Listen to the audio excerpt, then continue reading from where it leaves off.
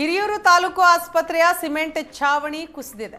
ಆಸ್ಪತ್ರೆಯ ತಾಯಿ ಮತ್ತು ಮಕ್ಕಳ ವಾರ್ಡ್ನಲ್ಲಿ ನಡೆದಂತಹ ಘಟನೆ ಇದು. ಹಿರಿಯೂರು ತಾಲೂಕು ಆಸ್ಪತ್ರೆಯ ಸಿಮೆಂಟ್ ಛಾವಣಿ ಕುಸಿತಗೊಂಡಿದೆ. ಆಸ್ಪತ್ರೆ ಕಟ್ಟಡ ಹಳೆಯದಾಗಿದ್ದರಿಂದ ಏಕಾಏಕಿ ಛಾವಣಿ ಕುಸಿದಿದೆ. ಛಾವಣಿ ಕುಸಿದು ಗಾಯಗೊಂಡಂತಹ ಬಾಣಂತಿ ಅಬ್ಜಾ ಕೌಸರ್, ಅದೃಷ್ಟವಶಾತ್ ಮಹಿಳೆ ಕೌಸರ್ ಪ್ರಾಣಾಪಾಯದಿಂದ ಪಾರಾಗಿದ್ದಾರೆ. ಉಸ್ತುವಾರಿ ಸಚಿವ ಡಿ ಸುಧಾಕರ್ ಪ್ರತಿನಿಧಿಸುವಂತಹ ಹಿರಿಯೂರು ಆಸ್ಪತ್ರೆಗೆ ಸಂಸದ ಗೋವಿಂದ ಕಾರಜೋಳ ಭೇಟಿ ನೀಡಿದ್ದಾರೆ. ತಾಲೂಕು ಆಸ್ಪತ್ರೆಯ ಅವ್ಯವಸ್ಥೆಯ ಬಗ್ಗೆ ಅಧಿಕಾರಿಗಳಿಗೆ ತರಾಟೆಗೆ ತೆಗೆದುಕೊಂಡಿದ್ದಾರೆ. ಹಿರಿಯೂರು ತಾಲೂಕು ಆಸ್ಪತ್ರೆಯ ತಾಯಿ ಮತ್ತು ಮಕ್ಕಳ ವಾರ್ಡ್ನಲ್ಲಿ ಸಿಮೆಂಟ್ ಛಾವಣಿ ಏನಿದೆ ಅದು ಕುಸಿತಗೊಂಡಿದೆ. ಆಸ್ಪತ್ರೆ ಕಟ್ಟಡ ಹಳೆಯದು ಬೇರೆ, ಹಾಗಾಗಿ ಏಕಾಏಕಿ ಛಾವಣಿ ಕುಸಿದಿದೆ. ಈ ಸಂದರ್ಭದಲ್ಲಿ ಬಾಣಂತಿ ಅಬ್ಜಾ ಕೌಸರ್ ಗಾಯಗೊಂಡಿದ್ದಾರೆ. ಅದೃಷ್ಟವಶಾತ್ ಮಹಿಳೆ ಕೌಸರ್ ಪ್ರಾಣಾಪಾಯದಿಂದ ಪಾರಾಗಿದ್ದಾರೆ.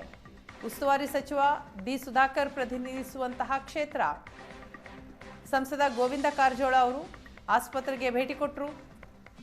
ಏನಾಯಿತು ಅನ್ನೋದರ ಸಂಪೂರ್ಣ ಮಾಹಿತಿಯನ್ನು ಪಡೆದುಕೊಂಡ್ರು. ಇದರ ಜೊತೆಗೆ ತಾಲೂಕು ಆಸ್ಪತ್ರೆಯ ಅವ್ಯವಸ್ಥೆಗಳು ಏನೆಲ್ಲ ಇದ್ದಾವೆ ಅನ್ನೋದರ ಬಗ್ಗೆ ಸಂಪೂರ್ಣವಾಗಿ ಮಾಹಿತಿ ಪಡೆದು ಅಧಿಕಾರಿಗಳನ್ನು ತರಾಟೆಗೆ ತೆಗೆದುಕೊಂಡರು.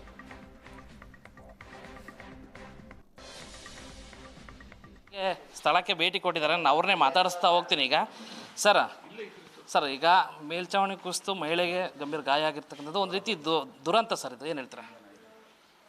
ಸರ್ಕಾರ ಜೀವಂತವಾಗಿಲ್ಲ. ರಾಜ್ಯದಲ್ಲಿ ಸರ್ಕಾರ ಜೀವಂತವಾಗಿದ್ದರೆ ಆಸ್ಪತ್ರೆಗಳ ಬಗ್ಗೆ ಹೆಚ್ಚಿನ ಗಮನ ಕೊಡಬೇಕಾಗ್ತದೆ. ಈ ಸರ್ಕಾರಿ ಆಸ್ಪತ್ರೆಗಳಿಗೆ ಬರ್ತಕ್ಕಂಥವರು ಬಡವರು, ಅದರಲ್ಲಿ ವಿಶೇಷವಾಗಿ ಹಿಂದುಳಿದವರು, ಅಲ್ಪಸಂಖ್ಯಾತರು, SC ST, ಯಾರಿಗೆ ಆರ್ಥಿಕವಾಗಿ ದುರ್ಬಲರಿದ್ದಾರೆ ಅಂಥವ್ರು ಬರ್ತಾರೆ. ಇವತ್ತು ಹಾಸ್ಪಿಟಲ್ನಲ್ಲಿ ಲೈಟ್ ಇಲ್ಲ, ಬಲ್ಪ್ ಇಲ್ಲ, ಬೆಡ್ ಇಲ್ಲ. ಇಂಥ ಕೆಟ್ಟ ಪರಿಸ್ಥಿತಿ ಒಳಗೆ ಇದೊಂದು ಕಷಾಯಖಾನೆಗಿಂತಲೂ ಕನಿಷ್ಠ ಆಗಿ ಹಾಸ್ಪಿಟಲ್ ಮೇಂಟೈನ್ ಮಾಡಿದ್ದಾರೆ. ನಾಚಿಕೆ ಆಗ್ಬೇಕು ಸರ್ಕಾರಕ್ಕೆ. ಜಿಲ್ಲಾ ಉಸ್ತುವಾರಿ ಮಂತ್ರಿ ಇದೇ ಕ್ಷೇತ್ರದಿಂದ ಆಯ್ಕೆ ಆಗಿದ್ದಾರೆ. ಏನು ನಿದ್ದೆ ಮಾಡ್ತಾ ಇದ್ದಾರೆ ಅವರು? ಈ ಸರ್ಕಾರ ಬಂದ ಮೇಲೆ 2.5 ವರ್ಷದಲ್ಲಿ ರಾಜ್ಯದಲ್ಲಿ ಬರೀ